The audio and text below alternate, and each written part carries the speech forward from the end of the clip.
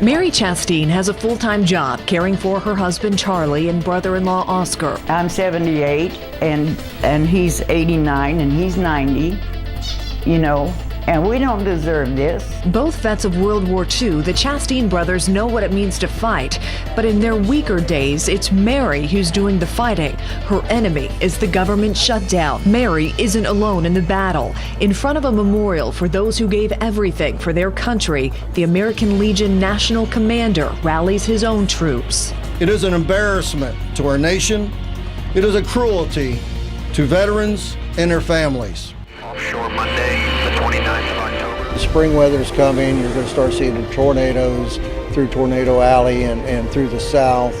I just don't want to be in a position where we're not prepared. And so it's essential that we continue our quest to make sure that we have the monies available when necessary to make sure we take care of our veterans and their families. Little 13, 14-year-old gal came in. And I was working with one of the Red Cross volunteers, and she comes in and she shyly says, "Ma'am, do you have a hairbrush? I haven't been able to brush my hair in 4 days." You know how important that is?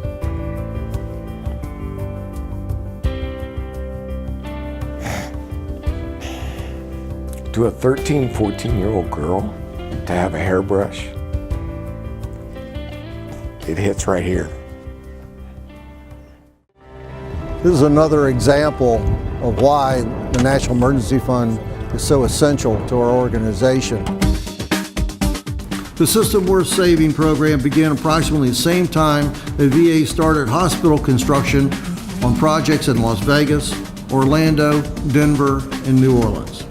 As the congressional committee here today are keenly aware, all of those hospitals are coming in long overdue and hundreds of millions of dollars over budget. It shouldn't take a decade to build a hospital.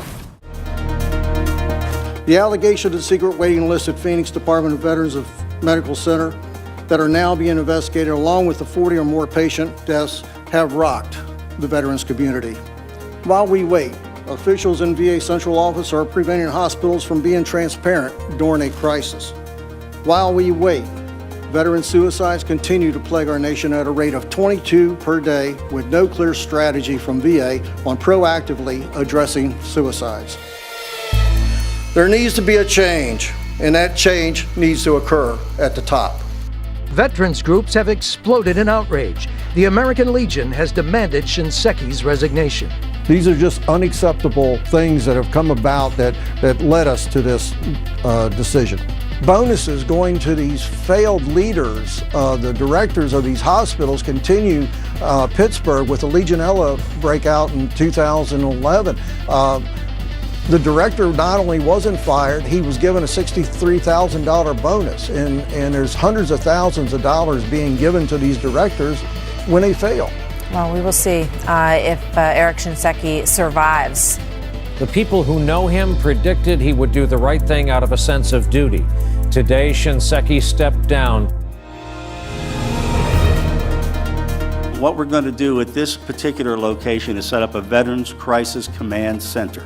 And our staff is here, along with other people. And we're going to look at claims. If you need help with claims, we're going to look at enrollment issues. Can we get you enrolled in VA healthcare? We're going to look at that. But we need to move beyond this scandal. And that's why we're here, to work together to do what we can to move this agenda forward and hopefully get the VA back on track in Phoenix and other locations for one particular purpose, so the veteran gets that health care that he or she deserves.